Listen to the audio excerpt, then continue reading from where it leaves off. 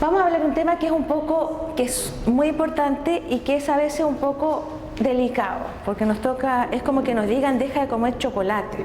Es algo que nos encanta pero que nos cuesta dejarlo. Y es el tema un poco de las pantallas. La siguiente. Y contarles un poco que este psicólogo, Albert Bandura, en el año 1963 fue el primero que empezó a definir una teoría que se llama la teoría cognitivo-social de Bandura, y que dice que si bien nosotros nacemos con cierta cantidad de genes, el ambiente va moldeando estos genes y puede moldearlos para bien o puede moldearlos un poco para mal. Van a imaginar entonces que acá hay ella es su asistente, que es un mono inflable y lo golpea y lo tira para arriba de cierta manera. Y después de pasarle este video a niños de 3 y 4 años, los niños hacían exactamente lo mismo. Es decir, si la ayudante de él lo golpea, le daba 3 patadas, los niños le daban las mismas 3 patadas. Y si lo tiraba 5 veces para arriba, los niños lo tiraban 5 veces para arriba. De tal manera que ahí él empezó a ver un poco el efecto imitativo que tenían los niños de lo que veían. Y se empezó a desarrollar esta teoría, digamos, cognitivo-conductual de la influencia del ambiente en el desarrollo infantil. La siguiente. Y lo más importante es que hay que tener en cuenta que el cerebro de los niños es un cerebro distinto al de los adultos. Desde que nosotros nacemos vamos madurando y el cerebro madura desde las partes más posteriores, desde el lóbulo occipital hacia la parte más anterior, que es el lóbulo frontal. El lóbulo frontal es la parte que termina de madurar entre los 18 y los 25 años. Después de los 25 años ya no hay mucho más que hacer. Es decir, si nos tocó un marido inmaduro, no va a cambiar. Después de los 25, no pensemos que va a madurar en el tiempo, asumirlo como es. Bueno, los hombres son un poquito más inmaduros, un año más inmaduros que las mujeres, a la par. Voy a pasar cápsulas entre medio. Por ejemplo, nosotros sugerimos que cuando alguien nace en enero, febrero o marzo, si es varón, lo ideal es que haga el curso de nuevo. Porque a esa misma edad, con una niñita, definitivamente por el proceso cerebral en los varones va desfasado más o menos un año. Y si uno ve niños de quinto básico, las niñitas quizás ya andan pensando en niñitos y los varones asco con las mujeres, cosa que cambia después a los 15. Pero en esa edad, y uno va notando cómo niñitas y varones son totalmente distintos en lo que es la madurez emocional. Pero como seres humanos también. Vamos entonces madurando de los lóbulos posteriores hacia la zona anterior, y el lóbulo frontal es lo último en madurar. El lóbulo frontal es lo que nos da la reflexión, el juicio, el análisis. Nosotros tenemos en relación a los gatos y a los perros un 40% más del lóbulo frontal. Eso nos da la humanidad. Por lo tanto, un mismo contenido en un niño de 5 años va a ser procesado muy distinto que a los 15 o a los 20. Por eso nosotros sugerimos que los niños antes de los 12 años no estén expuestos a noticias en la televisión o a telenovelas. No significa que los vamos a dejar ajenos a la realidad, porque el problema de lo audiovisual es que se salta el lóbulo frontal y se va directamente a las emociones. Nosotros como adultos, muchas mamás, cuando uno le dice a los niños, a las mamás le dicen, tiene que poner a su hijo al jardín infantil. Dice, pero no, porque me da miedo, porque la parvularia le puede hacer algo. Porque han visto en la televisión noticias que son 1 en 1.000.000, pero genera tanto emociones que se salta la reflexión y empieza a sentir entonces miedo y angustia y empieza a ver todo el mundo como peligroso. Y muchos niños no van al jardín pudiendo ir por temores, o no los mandan en el bus escolar porque todo el mundo es pedófilo. Si a nosotros como adultos, que tenemos nuestro lóbulo frontal relativamente bien desarrollado, las noticias en televisión nos dan susto, mucho más a un niño. Se han hecho estudios, por ejemplo, que han visto cómo ha sido el estrés postraumático del niño después del terremoto o después del incendio que hubo hace poco. El incendio, compararon los niños que habían tenido más horas expuestos a televisión y ese tipo de noticias versus los niños que habían no estado expuestos a noticias en la televisión, y los niños expuestos a noticias tenían más trastorno del sueño, habían tenido más cambios conductuales. Y lo mismo pasa, por ejemplo, con las telenovelas. Por eso los 12 años es una edad como de corte en el tema de las pantallas, de corte para estar expuesto a noticias, de corte para estar expuesto a telenovelas y de corte para tener celulares. El celular es un instrumento de comunicación, ya no lo es en realidad, es un instrumento multimedia en realidad, pero dejémoslo como que fuera un instrumento de comunicación. Y cuando los niños en séptimo básico ya es la edad en que empiezan a andar solos, ahora es más tarde, pero debería ser. A esa edad podría ser que los niños ya pudiéramos entregarle un celular como una herramienta de comunicación. Pero, por ejemplo, uno le pregunta a los papás ahora y dicen, ¿pero y cómo me voy a comunicar con él? Si tiene 10 años, llama al colegio y me comunico con él. Además, no lo interrumpo.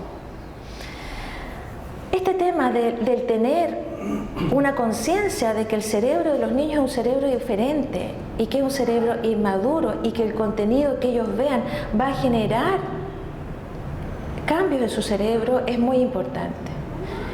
De tal manera que tenemos que estar conscientes de qué es lo que están viendo los niños, qué están jugando. Y no son ellos adultos de frascos chicos. Los niños tienen un cerebro distinto. Y bien o mal, así estamos hechos, la reflexión, el juicio y el análisis es lo último en madurar. A veces no madura, pero la gran mayoría de las veces sí madura. La siguiente. ¿Y cuál es el mundo y el ambiente en el cual crecen los niños de hoy? Es el ambiente de las pantallas. Y si uno va a un restaurante, por ejemplo, ve que un niño de 1 año en el coche le ponen el iPad adelante. Y el papá y la mamá es como para tomarse el traguito tranquilo, ¿sí? Se toman el traguito.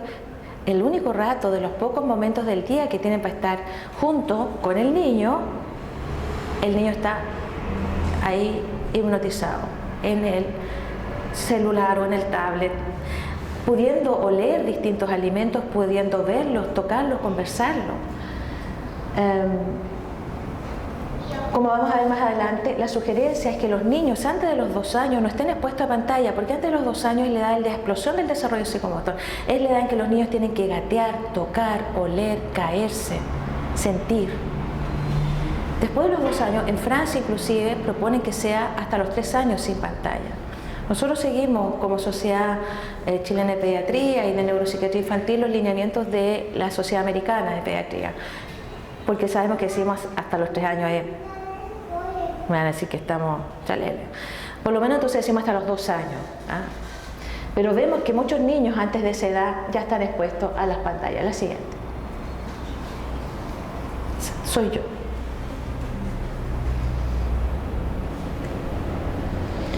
Y nosotros hicimos un estudio acá en el año 2014 con la Universidad del Paraíso en la escuela pública y de Viña del Mar, y vimos que el 92% de los niños hace 4 años atrás de escuelas públicas tenían celulares. Y de ese grupo el 85% lo llevaba a clases. Lo más probable es que ahora 4 años después sea la gran mayoría. ¿Ok? Y de ese grupo de niños le preguntamos a quiénes los padres le ponían algún tipo de control, y solamente al 21% le ponían algún tipo de control, ya sea en contenido o en horarios. Y de aquellos que le ponían control, el 60% declaró burlar ese control parental. Es decir, en realidad los niños de hoy están haciendo lo que quieren. La siguiente. Y también esto lo hicimos nosotros del Consejo Nacional de Televisión del 2012, y mostró que en el año 2012 el 25% de los niños entre 4 y 12 años veían teleseries nocturnas. Entre los 4 y los 12 años los niños tienen que dormir 10 horas. Las necesidades de sueño van disminuyendo con el transcurso de los años. Entre los 4 y los 12 años son 10 horas de sueño, entre los 12 y los 18 son 9 horas de sueño, entre los 18 y los 25 son 8, y después los 25 entre 7 y 8 lo que se pueda en realidad. La gente lo que se pueda. Pero sí, el tema del sueño es un tema fundamental. Cuando uno duerme, los niños duermen, se produce la hormona del crecimiento, se produce la hormona que regula el peso, y todo lo que uno aprende durante el día se va al disco duro del cerebro al dormir. Si la persona estudia, por ejemplo, típico de los universitarios, estudian, trasnochan, se van a acordar para el examen del día siguiente, pero 2 semanas después, para el examen final no se van a acordar. Es decir, es una pésima inversión estudiar y no dormir. Solamente en el sueño ya se sabe que se producen los cambios cerebrales en donde el contenido va a la memoria permanente. Por lo tanto, tenemos que ayudar a que los niños duerman entre los 4 y los 12 años 10 horas. Por lo tanto, tenemos un 25% de niños que no va a dormir las horas que corresponden y al otro día van a andar irritables, desconcentrados. Y por eso tenemos el boom del déficit atencional. Tenemos una explosión de déficit atencional por la falta de sueño. Y tenemos que preguntarnos, ¿cómo están durmiendo nuestros niños? La siguiente. Tenemos, ¿no es cierto?, el acceso por primera vez a celular. En este mismo estudio del 2000, hace 3 años atrás, mostró que un 14% a los 2 años tenía acceso al celular. A los 5 años un 56% y tablet un 58%. La siguiente. Y de ellos, el 5% más o menos a los 5 años, entre un 50 y un 60% tenía acceso a YouTube y a WhatsApp también un promedio de un 50%. Y a Facebook una cantidad parecida, sabiendo que a los 13 años los niños tienen permiso para usar Facebook, que está legalmente autorizado el uso de Facebook a los 13 años. Es decir, son los padres también los que están permitiendo, con todo el riesgo que tiene el Facebook, que los niños no saben, ponen fotos casi con la dirección de la casa, ponen fotos diciendo nos fuimos de vacaciones, la casa va a quedar vacía, si vengan ladrones a mi casa. Tienen, digamos, por su poca reflexión y su impulsividad, tienen mucho más riesgo de que caigan en situaciones de conflicto por este tipo de uso a edades que son inapropiadas. La siguiente. Por lo tanto, los medios tienen en el desarrollo infantil influencia en todas estas áreas, en la conducta, en el lenguaje, publicidad, sexualidad, nutrición, uso y abuso de sustancias. La siguiente.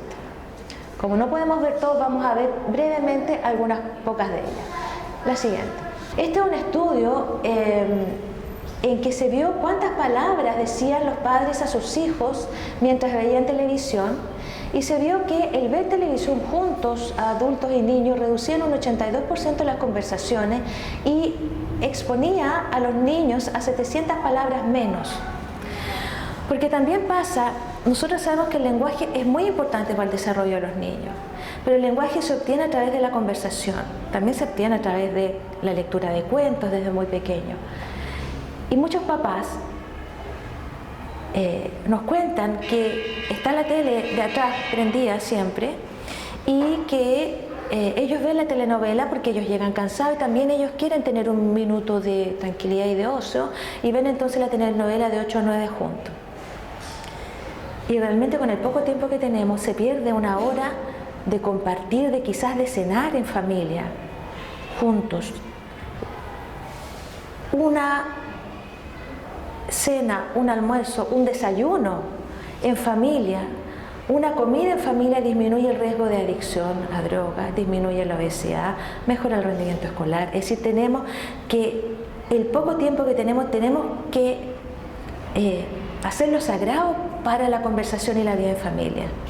Y el prender la tele, si tenemos poco tiempo, el prender la tele va a disminuir esa posibilidad. Definitivamente, el ver una telenovela, por ejemplo, va a disminuir las palabras y va a disminuir el lenguaje que ese niño podría haber adquirido si pudiera conversar con sus padres, jugar con sus padres, recortar, dibujar, chutear a la pelota, caminar, cenar en familia. La siguiente. Este es un estudio de exposición a videojuegos y televisión y problemas de atención, no déficit atencional, porque una cosa es el déficit atencional, que es un trastorno neurobiológico hereditario. Esto es un problema de una función cerebral que es la función de la atención. Y luego de evaluar a 1.300 escolares, los investigadores concluyeron que los niños que estaban más de 2 horas frente a televisión y videojuegos tenían un 67% de riesgo de presentar problemas de atención en comparación con los niños que pasaban menos tiempo. Videojuegos. Y este es un estudio de resonancia nuclear magnética funcional. La resonancia nuclear magnética funcional es una forma de hacer resonancia. Resonancia es como un TAC, pero mucho más sofisticado, pero que se ve en las funciones del cerebro, qué partes del cerebro en ese momento se están activando, están funcionando. Entonces este es un estudio de un bajo consumo de videojuegos, y la parte roja son aquellos niños que tienen un bajo consumo de videojuegos violentos, donde al someterlos a pruebas de atención se activaban las zonas de la atención normalmente. Y la otra imagen es de aquellos niños que tenían más de 2 horas de videojuegos violentos y se vio que al someterlo a pruebas de atención, que son pruebas neuropsicológicas, las áreas relacionadas con la atención se activaban menos. De tal manera que los investigadores han visto que el abuso y dependiendo del contenido puede afectar las funciones de atención. La siguiente. ¿Y qué pasa entonces con el sueño? La siguiente. No, la anterior. Hay varios estudios en que han mostrado que la exposición a los medios, a las distintas pantallas en el atardecer y la presencia de pantalla en la habitación se asocia a insomnio, conciliación y menos horas de sueño nocturna. Hay una relación con la supresión de la melatonina endógena en relación a la luz azul emitida por las pantallas. Y entonces muchas veces nos cuentan los niños, es que me cuesta quedarme dormido. Entonces está con la tablet porque le cuesta quedarse dormido. Y el problema es que el tipo de luz LED emite una longitud de onda en que los investigadores de sueño han visto que es el tipo de luz que más altera la melatonina. La luz natural también altera la liberación de la melatonina, es decir, en los países Punta Arenas y en el Polo, los niños en el verano les cuesta quedarse dormidos. La melatonina se activa cuando baja la luz y ahí nos viene el sueño. De tal manera que mientras haya luz, no voy a tener sueño, pero hay un tipo de luz que se ha visto que afecta más que este tipo de luz, ¿ok? Y por eso entonces la latencia normal del sueño, nosotros tenemos una latencia normal, cuando uno pone la cabeza en la almohada, no es que se queda, a menos que sea a las 3 de la mañana, pero habitualmente pasa una latencia. Pero cuando los niños están expuestos a pantallas, esa latencia desde que apago la pantalla hasta que me quedo dormido es mucho mayor. La siguiente. Sin embargo, es súper importante decir y no satanizar tampoco el tema de las pantallas, y por eso está Roberto acá para contarnos todo el uso súper positivo que le podemos hacer a las pantallas, ¿ok? Y como dice acá Gaturro, dice, es un poco incómodo, pero es la única forma que los chicos nos presten algo de atención durante las clases. Es decir, sabemos que los niños están creciendo con estas nuevas medios, con estas nuevas tecnologías. Ellos, antes de abrir un libro, han tocado una pantalla. ¿Han visto niños ustedes, no es cierto, que uno les pasa un libro y hacen así y quieren que pase la página tocando el libro? No saben que las páginas se pasan con el dedo. Y las tecnologías y las pantallas realmente nos pueden ayudar mucho al desarrollo de los niños, ¿ya? Y tenemos que también adaptar las metodologías pedagógicas a estas tecnologías. La siguiente. Y por ejemplo tenemos niños que su cultura ha aumentado mucho por programas como el Animal Planet, History Channel, y nuestros niños también con condición de autismo. Gracias a esto, cuando les interesa algo, pueden investigar, buscan en Google y realmente adquieren un conocimiento extraordinario de ciertos temas. Tenemos entonces, por ejemplo, aquí sobre Animal Planet un videojuego, que es un videojuego que está hecho para, por ejemplo, matar células cancerosas y que se ha visto, esto es muy básico, un poquito antiguo, pero hay muchos más modernos, y que permiten entonces que los niños logren, por ejemplo, mejor adherencia a las quimioterapias. O Plaza Sésamo como programa entretenido, ya ha estado demostrado que mejora rendimientos en matemáticas, mejora rendimientos en lenguaje. De tal manera que existe estas pantallas, distintas formas, pueden ayudarnos mucho en el desarrollo de los niños y en salud también. La siguiente.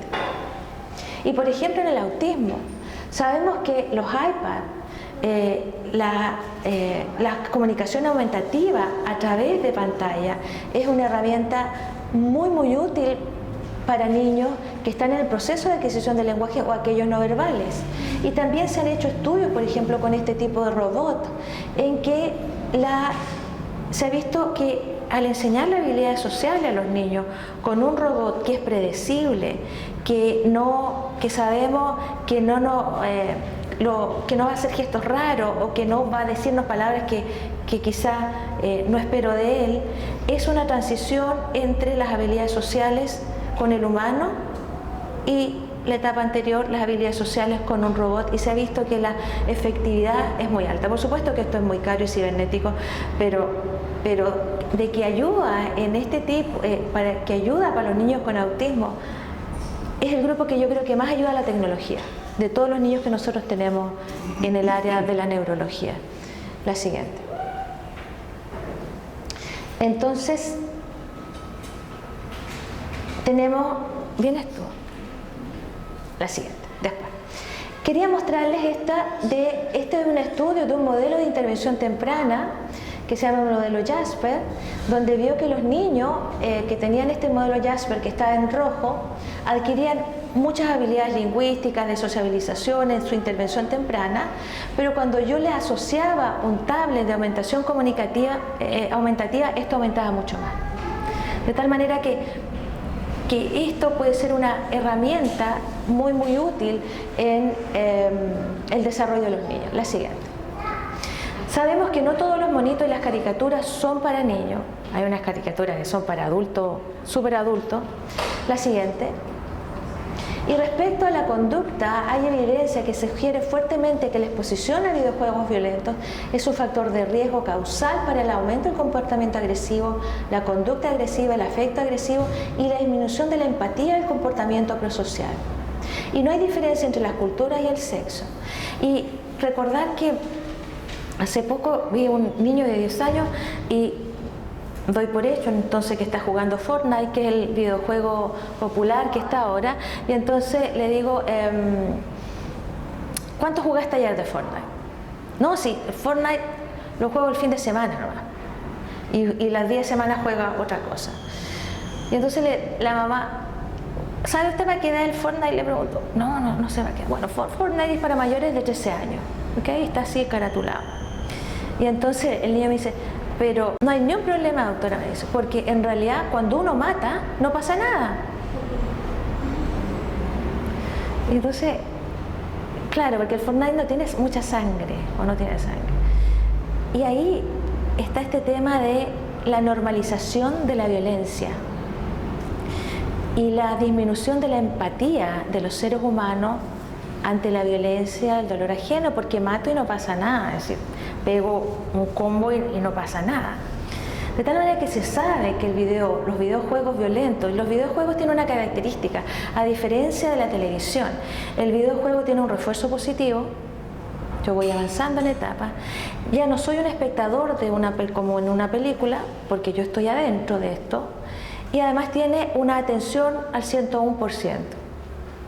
Si alguien está jugando un videojuego y le suena quizá el WhatsApp, quizá no lo va a pescar y va a seguir jugando videojuegos. O si le digo que viene Justin Bieber, está en la puerta, o Alexis Sánchez, digamos lo mejor. Alexis Sánchez está en la puerta y lo anda buscando para que actúe con la película de él, quizás tampoco lo pesque.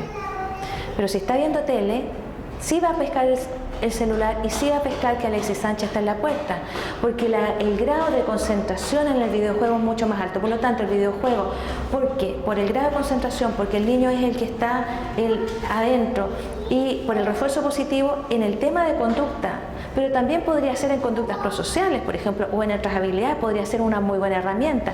Pero cuando estoy con un videojuego de estas características, realmente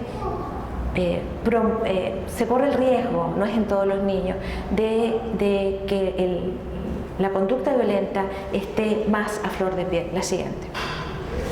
Esto es un ejemplo, por ejemplo, de un videojuego que estuvo en primera línea hace pocos meses atrás, que es el Gran Robo del Auto. El Gran Robo del Auto ha sido el éxito mayor en ventas de billones con B larga de dólares, el que se vendió más rápido a nivel mundial, etcétera. Récord económico.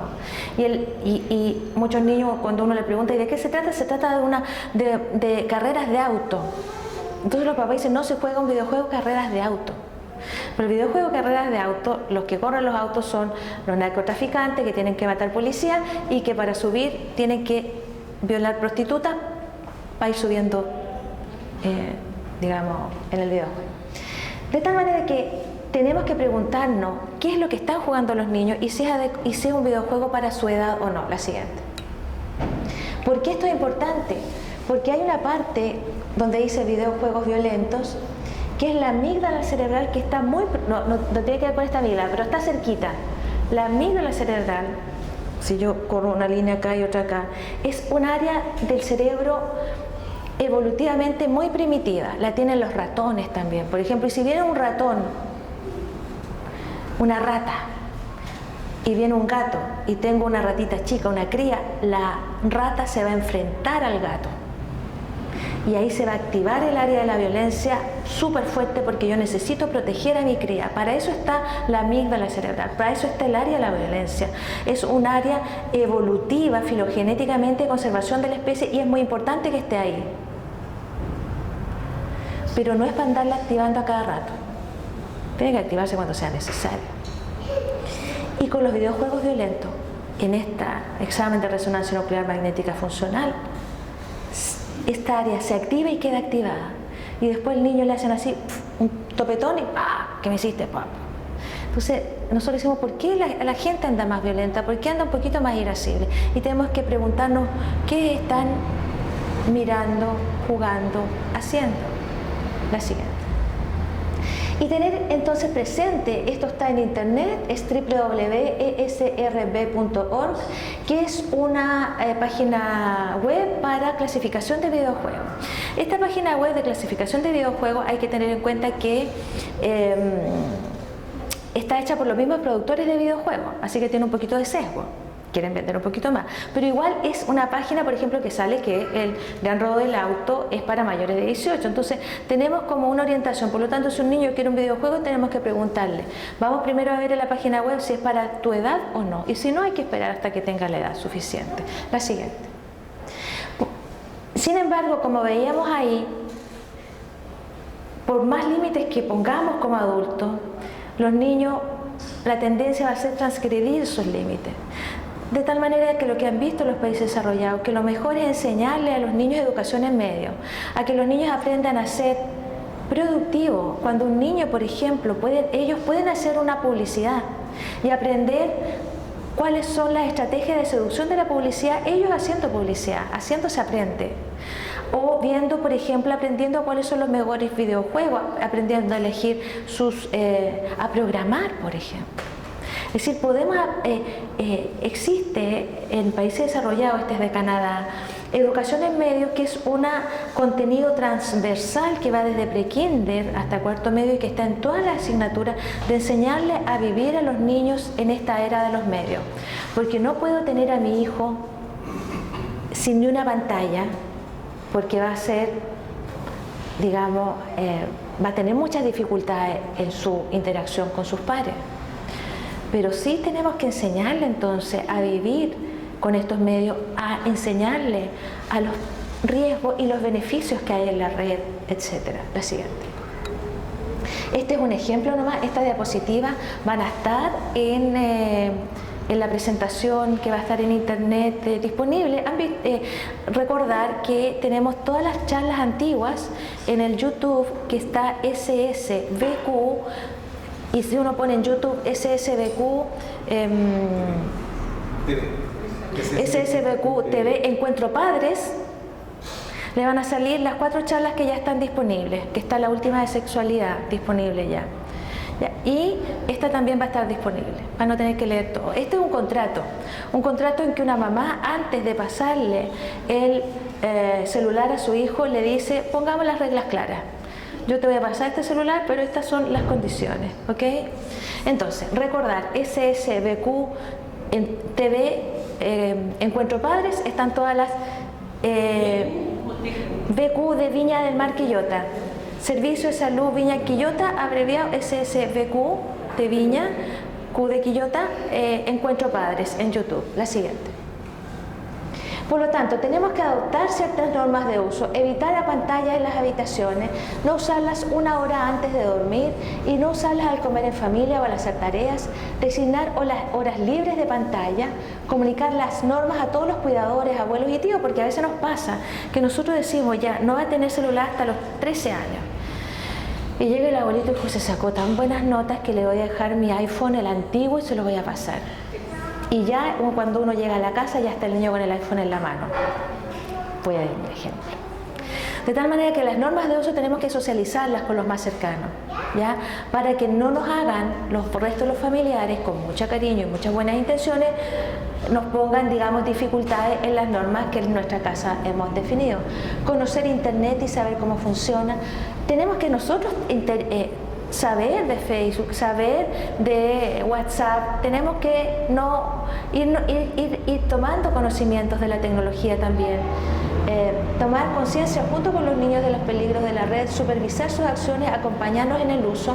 Como digo, tenemos, esto da para muchas conversaciones más, pero la siguiente.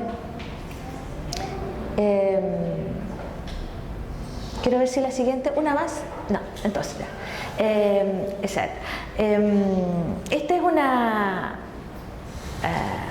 un video, pero que no lo vamos a poner un poquito largo, de una familia que está cenando y que empiezan a caerle los audífonos, los tablets, los computadores, y que realmente una cena o almuerzo que iba a ser en familia se transforma en que cada uno está comiendo en forma individualizada, y insistir entonces en que tenemos que darnos tiempo para conversar, tenemos que darnos tiempo para mirar el techo.